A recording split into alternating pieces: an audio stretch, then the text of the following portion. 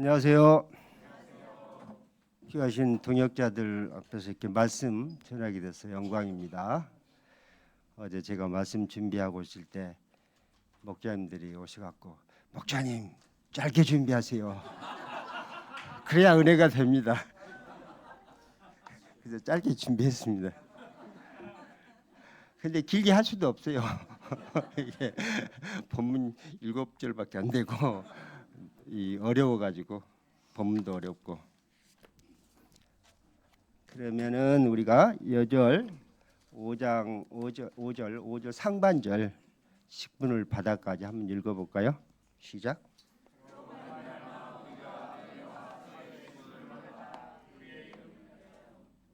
네, 기도하겠습니다. 하나님 아버지, 세계 선교대회와 목자 선교사 모임을 축복해 주셔서 감사합니다. 또 경희문에 우리 경희문 요한계시록 공부를 축복해 주셔서 감사합니다. 이 시간 우리에게 은혜를 주시옵소서. 예수님 이름으로 기도합니다. 아멘. 바울은 아시아와 유럽에 예수님의 복음을 전했습니다. 그리고 3차 전도 여행이 끝날 무렵 고린도에서 이 로마서를 기록했습니다.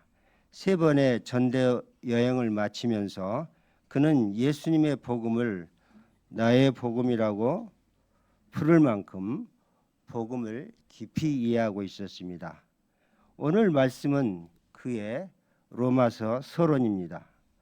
바울은 자신이 예수님의 종인 것과 하나님께서 신자에게 구원의 은혜와 전도자의 사명을 함께 주셨음을 기록했습니다. 1절을 보십시오. 예수 그리스도의 종 바울은 사도로 부르심을 받아 하나님의 복음을 위하여 택정함을 입었으니, 바울은 자신을 예수 그리스도의 종이라고 소개하였습니다. 여기서 종이란 단순한 종을 넘어서 완전한 종, 즉 노예에 가까운 의미를 가지고 있습니다. 사실 바울은 누구의 종으로 살 수 없는 강한 성격을 가진 자였습니다. 산헤드린에서 스데반이 부활하신 예수님을 증거하자 관원들이 격분하여 스데반에게 돌을 던져 죽게 했습니다. 현장에서 스데반의 예수님에 대한 증거와 죽음을 지켜본 청년 사울은 그 죽음을 마땅히 여기고 증인들의 겉옷을 받았습니다. 그뿐 아니라 위협과 살기가 등등하여 다메섹에 있는 예수님의 제자들을 결박하려고 가던 자였습니다. 그러나 예수님은 그를 사랑하시고 그가 다메섹으로 가는 길에 찾아오셨습니다. 그는 예수님이 십자가에서 처형될 때 예루살렘에 있었을 가능성이 높습니다. 십자가에서 죽은 줄 알았던 예수님이 다시 살아나셨고 그에게 환한 빛으로 찾아오셨을 때 그는 완전히 변했습니다. 그의 로마서 첫 마디는 나는 예수 그리스도의 종이라고 썼습니다. 자기의 죄를 위해서 죽으시고 부활하셔서 새 생명을 주신 예수님을 사랑했고 그분을 위하여 기꺼이 종이 되고 싶었습니다. 또 바울은 자신이 사도로 부르심을 받았다고 했습니다. 사도는 예수님으로부터 직접 가르침을 받고 특별한 영적 권위를 가지고 복음을 전한 제자들을 말합니다. 사도행전 8장에 빌립이 사마리아에서 사역하는 내용이 나옵니다. 빌립은 사마리아에서 그리스도를 전파하고 더러운 귀신을 내쫓았습니다. 표적과 능력을 행하였습니다. 그러나 8장 16절에 사마리아에 아직 한 사람에게도 성령 내리신 일이 없고 라고 하였습니다. 예루살렘에서 두 사도 베드로와 요한이 내려가 그들에게 안수하며 비로소 사마리아 신자들이 성령을 받게 되었습니다. 사람들은 바울의 사도권을 의심했습니다. 그러나 바울은 자신이 비록 예수님의 12 제자 중에 한 사람은 아니었지만 부활하신 예수님께서 자기에게 친히 나타나셔서 자신을 이방인을 위한 사도로 부르신 것을 알았습니다. 예수님은 실제로 이방인 사이에 그를 보내셔서 사도로 사용해 오셨습니다. 1차 전도 여행 때 구브로에서 하나님의 복음 역사를 방해하는 마술사 엘루마를 책망하고 눈을 멀게 만들었습니다. 루스드라에서 태어날 때부터 걷지 못하던 사람을 고쳐주었습니다. 2차 전도 여행 때는 빌립보에서 귀신 들린 여종에게 악귀를 쫓아냈습니다. 바울이 빌립보 감옥에 갇혔을 때 옥토가 움직이고 옥문이 열렸습니다. 고린도에서는 바울에게 나타나셔서 담대함을 주심으로 1년 반 동안 사역하며 제자들을 세웠습니다. 3차 때는 에베소에서 큰 말씀의 역사를 이루고 제자들을 세우고 바울의 몸에서 손수건이나 앞치마를 가져다가 병자에게 얹으면 병이 낫고 악귀가 떠났습니다. 부활하신 주님은 바울을 많은 위험으로부터 지켜주시고 그를 소아시아 유럽 교회 개척의 사도로 사용하셨습니다. 또한 바울 자신이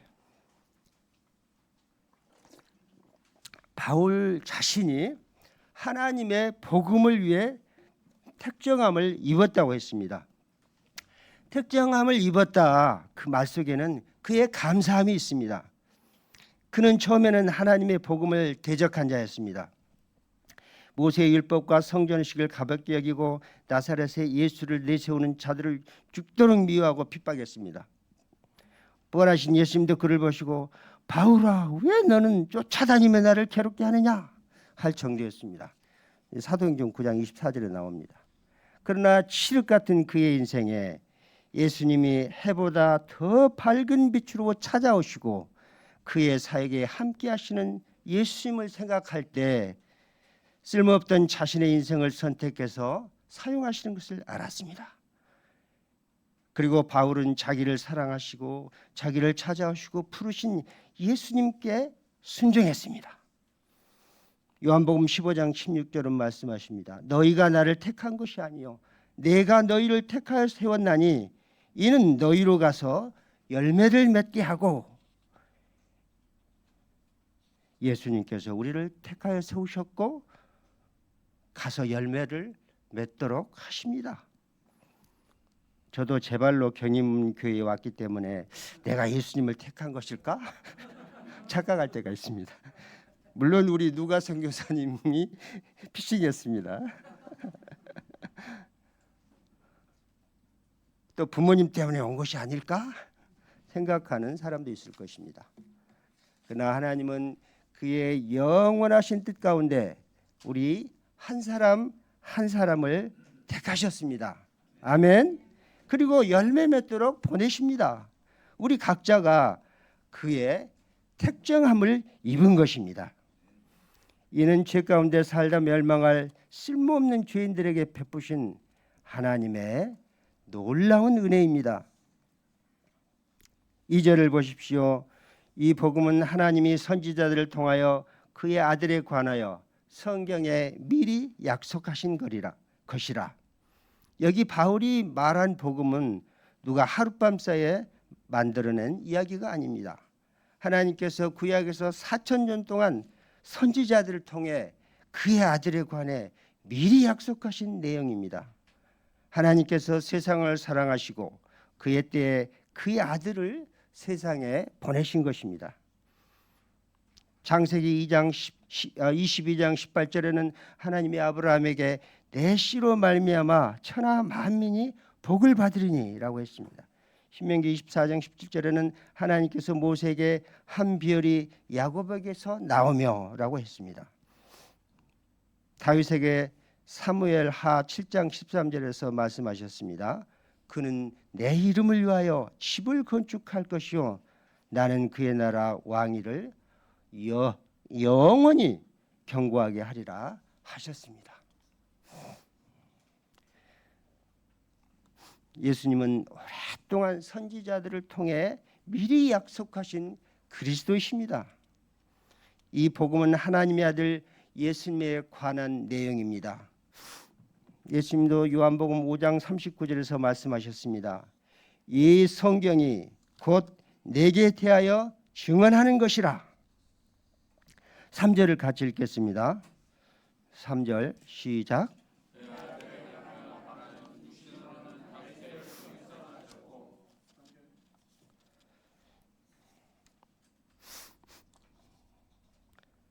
육신으로 말하면 예수님은 다윗의 후손입니다.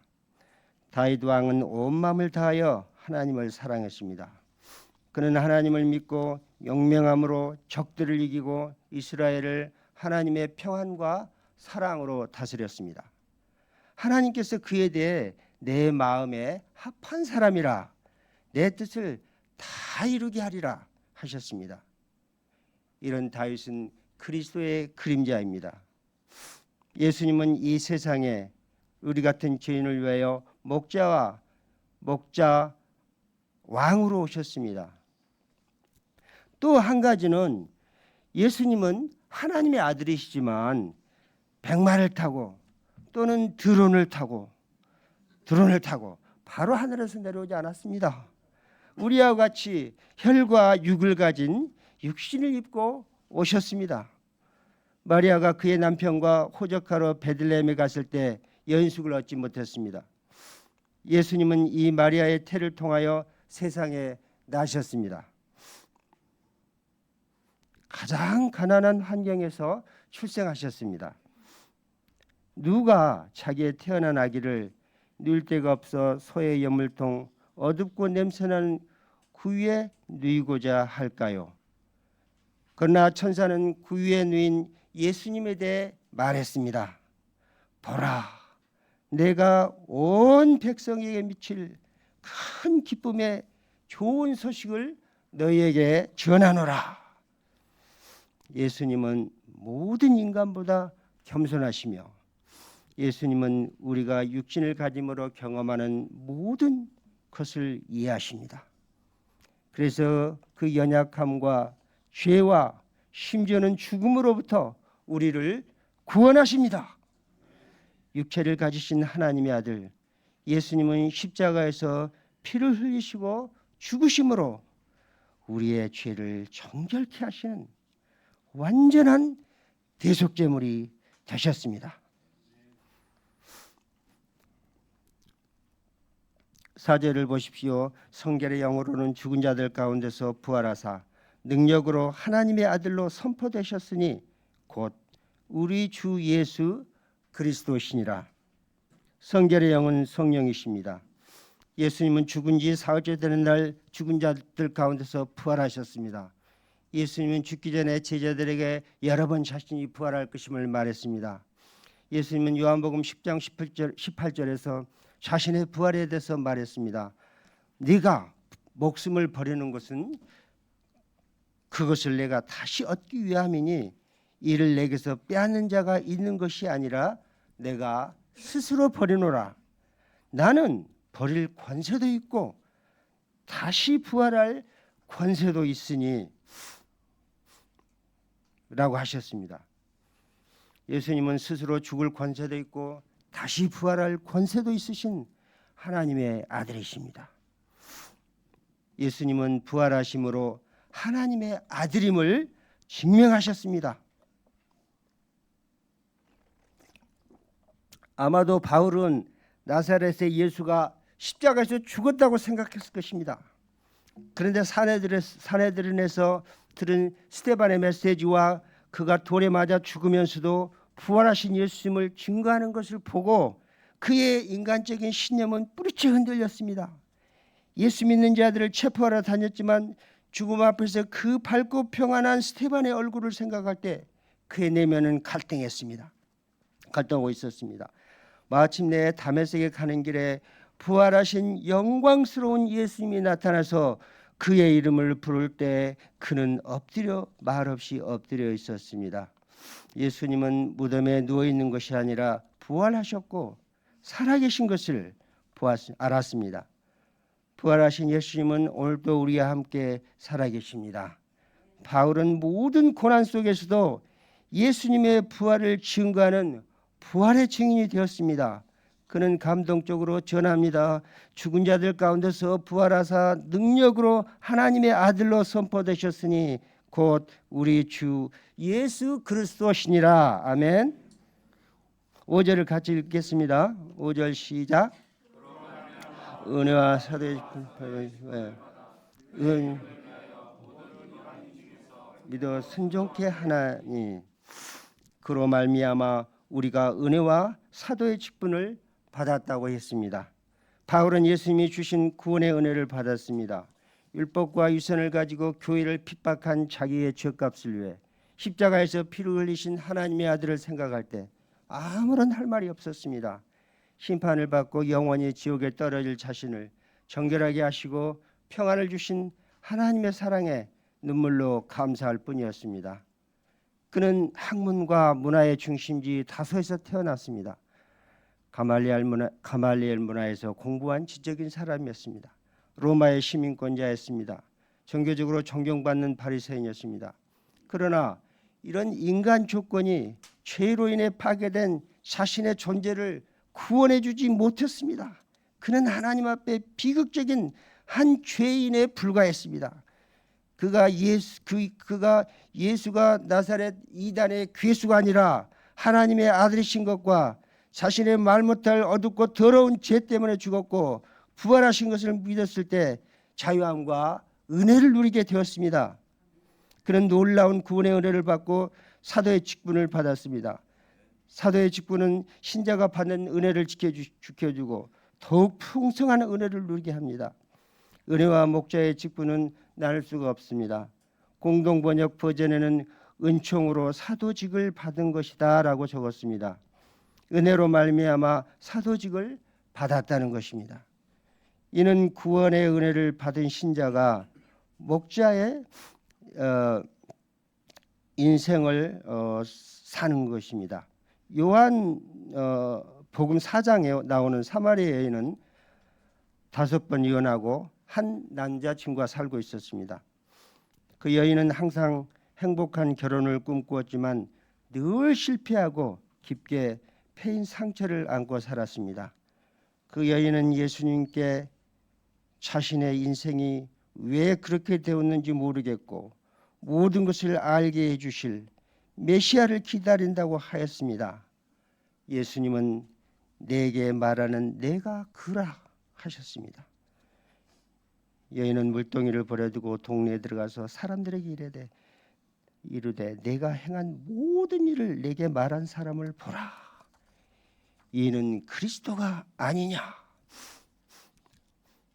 예수님이 주신 구원의 은혜에 감격하여 그 여인은 곧 예수님을 전하는 자가 되었습니다. 우리에게 구원의 은혜는 항상 크고 놀랍습니다. 그래서 이 생명의 복음을 전하려는 거룩한 열망이 있습니다. 제가 1990년 아프리카 말라위 선교사로 갔습니다.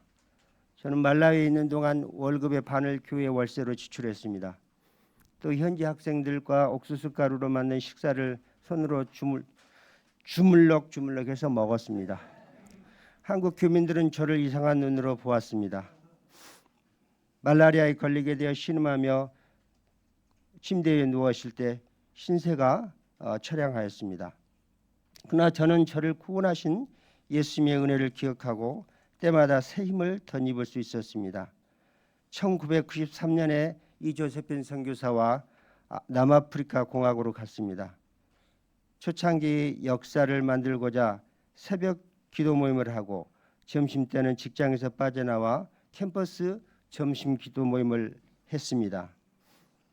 토요일에 300km 떨어진 도시에 있는 양을 방문하여 1:1 공부를 했습니다. 나중에는 사역에 대한 열심 때문에 지쳐서 동역자와 다투기도 했습니다. 도둑이 집에 들어와 집을 통째로 털어가는 어려움도 있었습니다.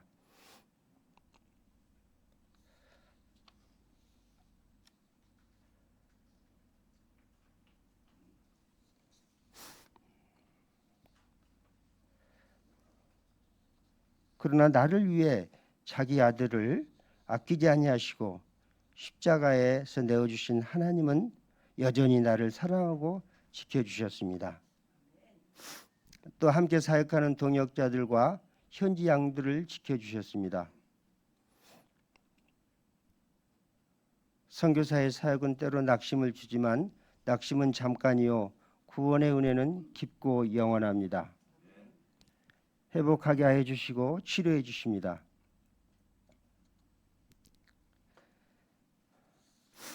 사명인의 직분은 예수님을 이름을 위하여 불신자들을 믿어 순종케 하는 것입니다. 말씀 공부를 통해 예수님을 믿게 하고 그 믿음으로 순종케 하는 것입니다. 우리는 의지나 노력으로 예수님께 순종할 수 없습니다.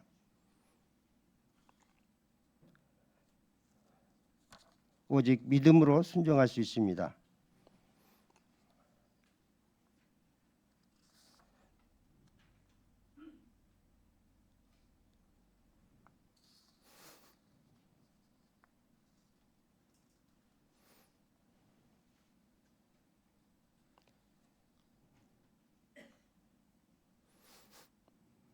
예수님께 순종하는 자는 고난도 있지만 약속대로 이 생과 내생의 모든 좋은 것을 누리게 됩니다. 6절을 보면 너희도 그들 중에서 예수 그리스도의 것으로 부르심을 받은 자니라.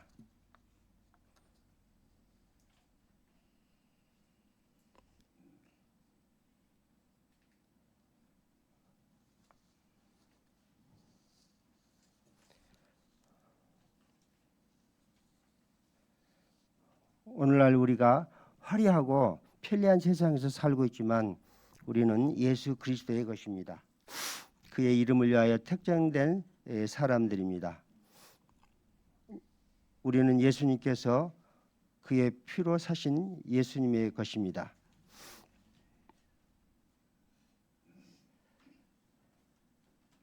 바울은 하나님의 사랑하심을 받은 잠깐 물 좀 먹고요. 바울은 하나님의 사랑하심을 받은 로마 성도들에게 하나님 아버지와 예수 그리스도께 주시는 은혜와 평강이 있기를 원했습니다. 그들이 로마에서 믿음을 지킬 때 핍박이 있었을 것입니다. 그러나 그들은 하나님의 사랑하심을 받은 자들입니다.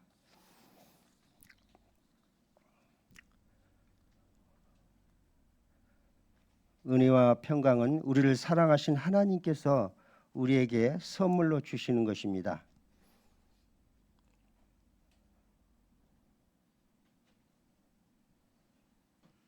우리가 예수 그리스도의 것이 되었을 때 하나님께서 은혜와 평강을 주십니다.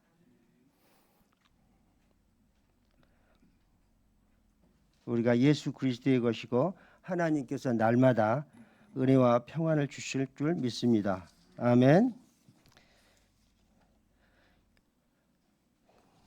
그러면 우리가 그 요절을 읽어야 되겠죠? 요절 5절 같이 읽어볼까요? 시작.